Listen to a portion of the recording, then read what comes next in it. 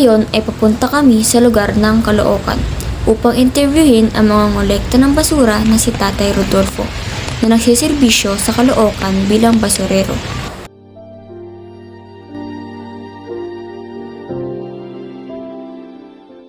Hello po, Tay. Magandang hapon po. Maganda hapon din naman. Okay lang po bang kayo interviewin po? Okay lang po ito. Sige, okay lang po, mabait naman. Okay lang po ba kayo interviewin, Tay? Okay lang. Dito po kayo na katira po.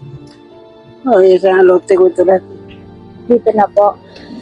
Gano'n na po kayo katagal sa pagbabasura po? Sa 20 years na. 20 years na po.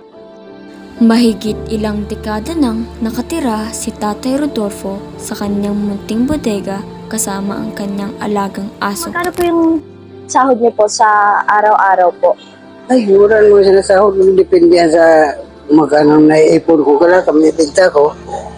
Depende, pero 200, 300. Kasi hindi naman araw-araw nagbibinta eh. Ilan po kayo sa pamilya niyo? Tatlo ka ba na dyan? 3 po. Sa tingin niyo po ba tayo, yung sinasahod po ninyo, sapat na po ba yun para po sa pangkain po? Hindi po sapat yan. Saan niyo po tayo dinadala po yung pera po na natatanggap niyo po sa pagbabasura at pangangalakal po? Kaya nakikita ko rin, bili ko ng pagkain. Ulam namin, kung ano mong pangailangan. Wala po kayong anak, Tay, Meron, may lalaki. na pinapag-aral niyo po sila? Graduate na, Graduate na po. Graduate na ng college. Okay lang po pa sa inyo na tawagin po na basurero? Ay, okay na sa'yo na eh. Mas proud pang ako magbasurero sa magnanakaw ka dyan. Parang ang trabaho ko, hindi ko nagnanakaw. Hindi ako nang aragabyado ng tao. Kaya, kapag basurero ako, kakakalo basura, marumi ako. Kaya sa malinis nga magnanakaw naman, mga udapir. Ano po pala yung ginagamit niyo pong pangbabasura po? Eh, Tulak-tulak po or kariton lang, tulak-tulak. kariton po? Asan po yung kariton niyo? Ayan. Ayun po. So, ayun po yung ginagamit niyo po, yung kariton niyo po sa pangalakal. Ay, nag-house to house ako, pick up ng basura, tapos segregate ko, ipunin ko rito, kung naibo na, saka kung klase-klase yung classification kasi. Ngayon naman, isa-isahin natin kausapin at hingiin ang opinyon ng mga residente sa Caloocan para alamin ang mga hamon na kinakaharap nila at ang mga solusyon na naiisip nila. Yeah, magandang hello. hapon po. Ano pa Magandang pangalan hapon mo? Omar. Omar po. Oo. Ilan taon na po kayo? Ano? Opo. 53. 50. Oo. Matagal na po kayo dito sa... Matagal na. Matagal na. Matagal na po. Oo. 2014 pa. Matagal na po talaga. Oo. Maayos po ba yung mga pamamalakad nila dulo? Okay sa okay. Na kuha nila din ang basura, minsan nakakalimutan. Pero nababalikan naman nila. Ano pong nyo, masasabi nyo po sa ginagawa po nila ngayon? Parang okay naman. Okay Wala ba? naman problema. Wala naman po kayo. Wala. Oo, okay lang. Kung ano po, Tay, kung meron po kayong ma-i-improve po na dahil gusto pong i-improve nyo po sa mga basurero, ano po yun? Kailangan dapat, kung kinukuha nilang basura, sila magdadala ng nakulad, walis. Magkakarga sila, naiiwan. Yun. Kaya may walis sila, para naiwalis nila, karga ulit. Hindi yung iiwan lang nila. Pag nakarga nila, may nalalaklag. Wala na, iiwan lang nila. Iniiwan lang po nila Oo, dyan yung kusa, di ba, yung sako, ginakuha sa may-ari. Ngayon, pag binuhos, natural may mga nalaglag. Dapat, sinadap nila. So, hindi yung- nililinis nyo pa po yun, Tay. Oo, yun. Yung linis namin dito. Pagka ano. Siya ko isa, hindi ko sila napaka dito. Kaya, sarapan nito ng tindahan. Dito sila mismo nagkakarga. Ang naiwan dyan, hindi ba nila dinadampot? Dapat dinadampot nila. Yung iba po bang mga basurero po na nangingi po ba sila ng mga barya-barya po? Gano'n? Natural talaga yan. Ano to? Oo, natural na sa Pilipinas yan. Oo. Sa Pilipinas, natural na yan. Kahit ano, lahat. Wala nang ano, pag mayroon ka lang, kung nagbigay ka, okay. Magkano po yung nabibigay? Okay sana. Wala naman sila nangihingi. Kusa na lang ka magbibigay. Magkano? Parang kusa lang. Tulad mo, 5 Natural piso, na po 10 yan. piso. Natural lang yan. Sige po. Thank you po. Okay, sige. Kaya, Okay, sige.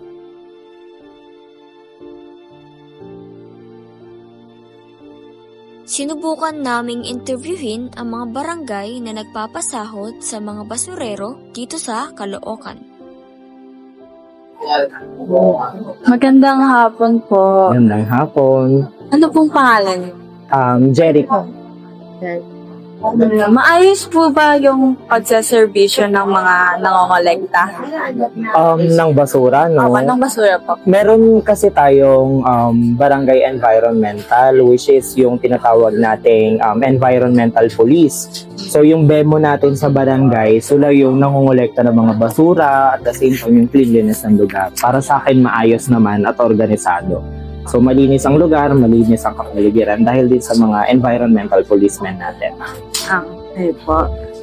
Magkano po yung pinasisweldo sa kanila? Due to Confidentiality Act ng sahod ng ating empleyado ay hindi naman allowed na pinoprovide due to confidentiality. But more or less, hindi naman sila bababa sa regular rate na binibigay natin. So, sapat naman. Okay po. Maaari po bang tumaas yung pinasasahod niyo sa kanila? Kung oo po o hindi, bakit po? Maaaring tumaas kasi para sa ating barangay, sa pangunguna ng ating punong barangay, Kap Daryl Contapay, pinag-uusapan din naman yan. Pwedeng tumaas kasi isa sila sa pinakakailangan ng lugar. So, para sa akin, oo. Tataas at tataas ang sahod ng mga policemen due to environmental. Ayun lang po. Thank you po. Thank you. Upang lubos na maintindihan ang kanilang buhay, pagkatapos namin makausap si Tatay Rodolfo, agad kaming naghanap ng mas kainte-interes na basurero at dito natagpuan namin sa Payatas si Kuya Ryan. Hi, Digo. Ryan Vlog. Kuya, pwede po ba namin matanong kung about po sa, ano po, discrimination, kuya? Okay lang po ba sa inyo? Discrimination po.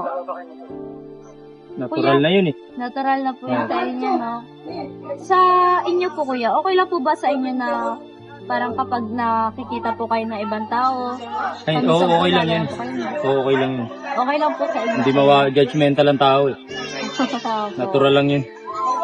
Sa araw-araw na pagtatrabaho, nagiging normal na lang sa kanila ang makatanggap ng masakit na salita. Kuya, yung mga basura po na tinatambak niyo dyan, paminsan po ba, kapag meron pong mga maayos pa po na gamit, or nagagamit pa po, inuwi niyo po ba yun sa, ano? Bahay, oh. Sa Kagaya ng utensil. utensil po? Like, tulad po Kitchenware, mga ganyan, utensil. ay mga ganun po, na mga nagagamit pa po. Ginagamit niyo pa po yun Oo. sa bahay. Dito tayo, dito. Kuya, Pinapo ko, hahabol na. kuya, pwede po ba na Dito tayo, tirahan dito. niyo po? Ito, bahay ko. Ay, ito po yung bahay niyo. Oo, na. This is my business. Wow, business! Pwede po namin, kuya, makita po yung tulugan niyo po. Pwede lang. Thank you, kuya. Pasok kayo. Wow, nakadress na po, kuya. Ayan. Tignan po namin, kuya. Ang linis, kuya! Dito sa silid tulugan na ito, natutulog si Kuya Ryan kasama ang kanyang pamilya. Mga ganyan, halos mo na lang. Hindi na, okay lang po sa inyo na, ano, na lagnamin po. Pero alam niyo po, ano, Kuya Ryan, na sa basura po kayo nagkakasakit. Mas magkakasakit kami pag malinis kami. Ay, gano'n po. Ano, Kuya Ryan, about po sa climate change po, Kuya, meron po bang, ano po dito, ano pong mga nangyayari dito na tungkol po sa climate change? Hindi po ba kayo dito binabaha, Kuya? Hindi yun. Pag Kasi, sa mga basura? nasa high area kami. Ay, nasa mataas po kayo dito. Kaya, Ang ano lang po, ano wait lang po kapag ano. Yung ano po, kuya, kapag po ba nangongolekta po kayo ng mga basura po sa mga bahay-bahay, nangihingi po ba kayo ng barya? Oo, alog-alog ang tawag. Alog-alog po yung tawag sa ganon. Parang pang merienda ng mga pahinante, pang merienda ng driver. So Parang yung pakonsumo na lang, pakonsuelo na lang, hindi pakonsumo, sorry. paminsan po, kusa na po nila binibigay Oo, yun. ano na yun eh? Parang Ang tawag doon? pasasalamat Voluntary, na rin. oo. Voluntary na rin po sa Parang inyo yun. voluntary na rin yun. Yung pera, magkano po yung pera na binibigay po nila na May 5 pesos, 10 pesos, 1 pesos, may 20. Depende kung wala naman sa pilitan yun eh. opo, kusang bigay Kusang lang. bigay lang yun eh. Tapos kuya, yung pera na po na yon, Hati-hatiin namin. hati-hatiin na po. Makabuo kami ng 1,000, sa 5 kami, tigit to 200 na kami. So sa isang araw po, nakaka 1K po kayo. Bumabiyahe pa kami ng truck basura. Bumabiyahe pa po kayo. Ano po kuya, sensitive na tanong po. Mm. May time po ba kayo na nakuha po na parang mga patay na hayop? Or... Pati pitos. Ay, pitos? Oh. Tao po? Oh. Siguro mga 5 months. Ay, wait, totoo po. Oo. Halos kadalasan dyan. Tapos yung mga chop-chop, Chop-chop. Nasa- Oh my God. plastic, garbage bag. Pero Ano hindi maiwasan yun. Meron talaga't meron. Saan niyo po dinadala yun? Sinosurrender. Pag nasa rota kami sa barangay, pag dito, dyan na lang rin namin mismo nililibing sa loob ng landfill. Ay, wait. Normal na po sa inyo yun, Oo. kuya? Oo. Talagang chop-chop po talaga? Oo. Hindi po kayo natatakot, nandidiri? 2 times na ako naka-ganon eh, yung chop-chop. Pati po fetus? Oo. Saan Ako- po nila nilalagay yung ano? Ako nakakuha ko dyan ng fetus, isang beses pa lang. Grabe. Nasa karton siya na, hindi siya pamilyar na karton. Basta nakabalot lang siya. Pagbukas ko, fetus. Tapos nilibing na lang rin namin. Paano yung kuya? Ano, fresh pa po yung balat or inaagnas na Hindi po na. na? Nasa ano na siya eh. Mga 2 to 2 days na ang ano niya eh. Parang papunta na siya ng decomposition. Eh. Parang inaagnas na po, gano'n. Pero makikita mo talaga na tao. Eh, Kasi ano andun po? pa halos lahat eh. Andun pa kahit yung Yung, ano? umbilical cord niya nandun. Ay, wait. Yung pagkapanganak Yung pa lang po. placenta niya yun. nandun. Sa abortion. Ay, yung mga ano po, kuya? Mga hayop po. Ay, marami. Mas marami yun. Mas marami pa yung hayop. Kagaya ng mga aso. Kadalasan aso eh. Manok. Pero kadalasan aso. Manok, okay pa po, kuya. Di aso, baboy. Natural na lang yun. Eh, paano po yung sa ano? Hindi, yung amoy po ng mga patay po na gano'n. Hindi, kagaya sa amin, Normal na po normal yun. na eh. Kahit mga patay na tao po, hayop, gano'n. Okay na. Saan niyo po inaano yung mga patay na hayop? Hindi dyan po? lang. Pinapabayaan lang dyan sa landfill. Ano yung kadalasan po na kinakain niyo po? Pagpag. Pagpag, Mga, tawag nun, mga tira-tira Tira-tira, pong pagkain po na nakikita Leftover niyo po food. sa leftover food. Saan niyo po siya kadalasan na nakikita? Sa basura? Sa basura. po, no? Pero may nagbebenta rito, 50 pesos isang balot, 1 pack. Ano lang po, ano po, Nakabalot-balot na siya. kolong-kolong, Oh, yan. kolong-kolong po sila. Nilala ko. Kasi sa kagaya namin nasa depressed area, natural na talaga sa amin yung Pagpag. pagpag yung gantong Masarap kahirap. naman po. Oo, mas masarap pa siya kaysa sa... Masarap pa siya sa... Kasi sa totoo lang, pag bumili kami ng sariwang karne, halos wala na kaming panlasa eh. Kasi yung panlasa ng... Masanay na po kayo sa... Yung dila namin, yung taste bud namin, masanay na kami sa ganung panlasa eh. Ano-ano pong luto yung ginagawa niyo doon? Kadalasan, adobo, Adobo. prito, Eh sa ano po, sa tubig niya po. nawasa. Nawasa na Oh, po yung... 5 piso. Ay, ito po, yung 5 piso po na nawasa. Paminsan po binenta- kaya, nakakapulot po kayo ng pera, ganun, Oh. like marami pong... Di ba meron po kasing ganun? Oh, marami. Nakakakuha Ginto. po kayo. Ginto po, nakakakuha kayo. Oh. Saan po siya nakalagay, kuya? Depende. Tsambahan lang. Pag natapat sa'yo, pwede sa garbage bag, pwede sa papel, pwede nakalapag lang, pwedeng sa mga halo-halo sa mga... Ano pong ginagawa niyo doon, kuya? Sinosurrender niyo po? Hindi na, or binibenta na yun. sa inyo na po yun, syempre. Yun ang pinaka-bonus namin eh. Ayun na po yung pinakamalaking ano niyo po. Yun ang pinaka-bonus.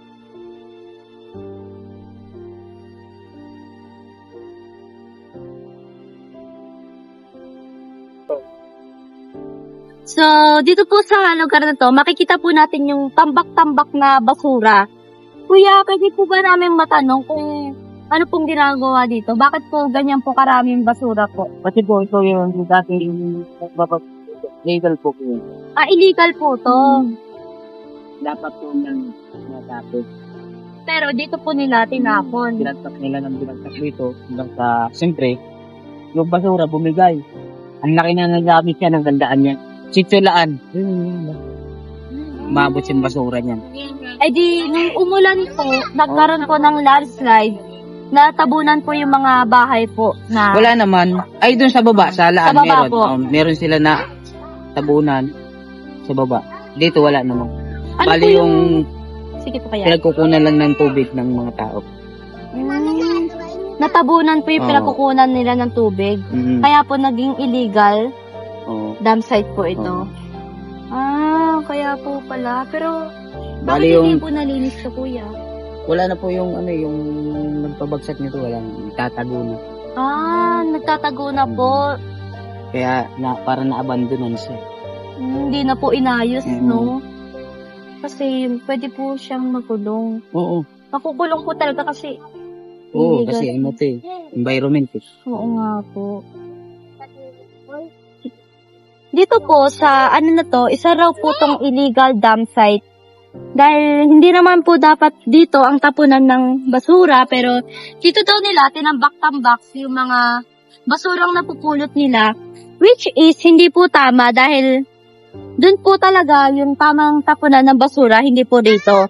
Nakikita niyo po dito sa basura, tambak-tambak na basura. Ayan po, grabe na yung mga tubig. Tambak-tambak na po yung basura talaga, pati po yung mga natapunan na po siya ng tubig. Ayan, binaha na po siya ng mga basura. Naging illegal site po siya kasi hindi naman po siya talaga dito tinatambak yung basura. At kaya po siya kasi natabunan po siya, nagkaroon po siya ng landslide. Kapag umuulan po, yung mga basura nalalaglag.